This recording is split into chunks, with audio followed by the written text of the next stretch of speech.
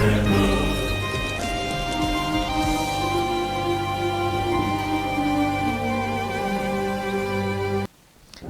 The lord. ముందుగా మీ అందరికీ హృదయపూర్వక వందనములు తెలియచేస్తున్నాను. ఈ దినము కొరకై సిద్ధపరచబడిన దేవుని వాక్యము హెబ్రీయులకు రాసిన పత్రిక 12వ అధ్యాయము 2వ వచనం చదువుతున్నాం. శ్రద్ధగా ఆలకించగలరని మనవి. ఇంత గొప్ప సాక్షి సమూహము మేఘము వలె మనలను ఆవరించి ఉన్నందున మనము కూడా ప్రతి భారమును సులువుగా చిక్కులు పెట్టి పాపమును విడిచిపెట్టి విశ్వాసమునకు కర్తయు దానిని కొనసాగించు ఆడునైన యేసు వైపు చూచుచు మన ఎదుట ఉంచబడిన పందెములో ఓపికతో పరిగెత్తుదుము. ప్రభునందు పిల్లరా, భక్తుడైనటువంటి పౌలు రాస్తున్నటువంటి మాటగా ఆలోచించండి. నిన్నటి కాల సమయంలో పందెం సిద్ధమేనా అని చెప్పాను. ఇది జీవిత పందెం అండి. ఎల్లప్పుడూ అంత తేలికేం కాదు, అంత సులభమైంది ఏం కాదు.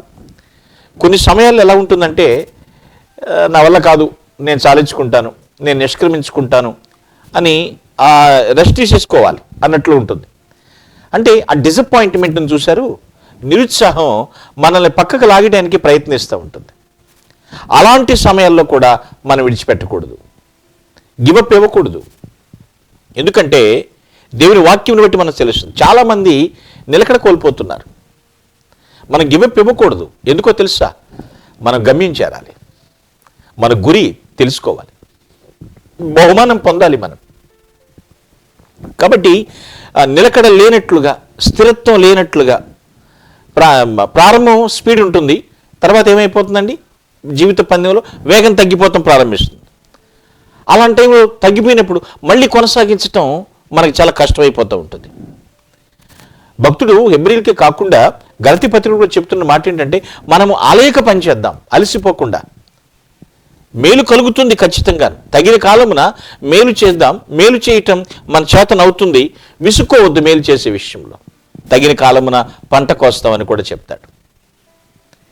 మనము కొంత ఆలస్యాలు చేస్తున్నామేమో, ఆకర్షణకు లోనైపోతున్నామేమో ఈ జీవితపు పందెంలో ముందుకు పరిగెత్తలేక. ఆలోచించండి ఒకసారి. అట్లాంటా ప్రిన్స్ 3 గోల్డెన్ యాపిల్స్ గురించి స్టోరీ మీరు విని ఉంటారు, కొందరు వినుండొచ్చు. అట్లాంటా ప్రిన్సెస్ రాణి, అట్లాంటా రాణి చాలా అందగత్తే, మంచి వయసులోకి వచ్చింది. అయితే నేను ఎవరిని పెళ్లి చేసుకోను అని స్టేట్మెంట్ ఇచ్చింది. కానీ ఆమెను పెళ్లి చేసుకో తగిన అర్హత కలిగిన వారు రాజ్యంలో ఉన్నారు, కానీ పెళ్లి చేసుకోను అని చెప్తుంది. ఎవరు లేరన్నట్లుగా మాట్లాడిన ఆవిడ, సరే కొంతమంది పెళ్లి చేసుకుంటే సిద్ధపడుతుంటే అయితే కాంపిటీషన్ పెడతాను అని చెప్తారు ఆవిడ. ఏమిటా కాంపిటీషన్? నాతో పాటు వాకింగ్ రేస్, నడక పందెం. ఎవరైతే నన్ను దాటి వెళ్ళగలుగుతారో వాళ్ళతో నేను వివాహం ఆడతాను అని చెప్తారు. సరే, ఓ కుర్రోడు వచ్చాడు పొద్దునపూట. అతను చూసి జనమందరూ అన్నారు, వీడు ఓడిపోతాడు ఖచ్చితంగా అనుకున్నారు. కానీ అతనిలో కాన్ఫిడెంట్ ఉంది. అట్లాంటా ప్రిన్సెస్తో నడుస్తుంటే ఆమె చక్కగా మంచి ఫిజిక్ ఎక్సర్సైజ్ బాడీ, ఇతనున్నాడు. మరి ఆమె నడుస్తుండగా దాటి వెళ్ళిపోతుందని అనుకున్నాడు. టెక్నిక్ ఉపయోగించాడు. ఒక గోల్డెన్ యాపిల్, బంగారపు యాపిల్ పండోటి ఆమెకి కనబడేటట్టుగా పడేశాడు. అక్కడికి వెళ్ళగానే ఆమె వంగింది. అది తీసుకునే లోపు ఇతను కొంచెం తన కండరాలకి ఎనర్జీ పెట్టి కొంచెం ముందుకు నడిచాడు. వెనక్కుంది. మళ్ళీ ఇతని లెవెల్కి వచ్చేసింది. మళ్ళీ రెండోసారి కూడా ఇంకో గోల్డెన్ యాపిల్ వదులుతాడు. మళ్ళీ వంగి తీసుకునే ప్రయత్నం చేసింది. మళ్ళీ ఇతను ముందుకు వెళ్తాడు. థర్డ్ టైం కూడా సేమ్ అంతే. ఆమె వంగే లోపు దాటి వెళ్ళిపోతాడు, ఈయన గెలుస్తాడు. ఇక్కడ మనకేం అర్థమవుతుంది పిల్లరా? మన జీవితం పందెంలో ఏ ఆకర్షణలకు ఆగిపోతున్నాం మనం తీసుకునేటువంటి తీర్మానం ఏమిటి? మన తీరుతెన్నులు ఇప్పుడు ఎలా ఉన్నాయి? పందెంలో సిద్ధం అని అన్నాం, మరి జాప్యాలకు, ఆటంకాలకు, ఆకర్షణకు లోనే ఆగిపోతున్నామా? కొద్దిపాటి జాప్యాలే ఆమెను ఆ పందెంలో ఓడిపోయేటట్లు చేసినాయి.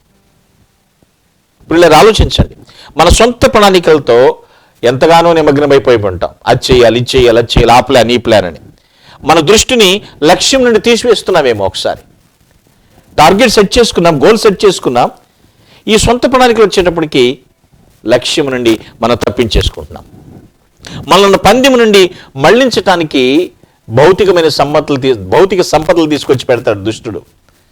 కీర్తి, నీకు పేరు రాలేదు కదా, నువ్వు ఇంత ప్రయాసపడ్డావు, ఏం సాధించావు, నిన్ను అసలు పంచిపోయారు, నీ పేరు చదవలేదు, డెడ్ వేస్ట్ నీ బ్రతుకు అన్నట్లుగా. అంటే మనం ఏమవుతున్నాం, మన గోల్ మర్చిపోతున్నాం. ఇక వీటి మీద పడుగు వెళ్ళిపోతున్నాం.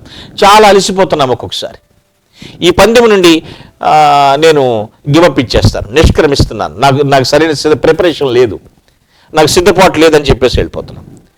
మనం పందెం చివరి వరకు కొనసాగించాలంటే అండి, నిన్న కూడా చెప్పాను, బలం ఉండాలి, బలంతో పాటు ఓర్పు కూడా ఉండాలి. బలం ఒకటి ఉంటే చాలదండి, బలము ఓర్పు రెండు అవసరం. మనతో పాటు పందెము రంగంలో పరిగెత్తే ఇంకొకడు ఉన్నారు, ఎవరో తెలుసా అండి? ప్రభు మనతో ఉన్నాడు. మనతో పాటు ఆయన ఉన్నాడు, మనతో పాటు. ఆయన ఎప్పుడు దాకా ఉంటాడు? చివరి వరకు మనతో ఉంటాడు ఆయన. అది మర్చిపోవద్దు ఎప్పుడు కూడా.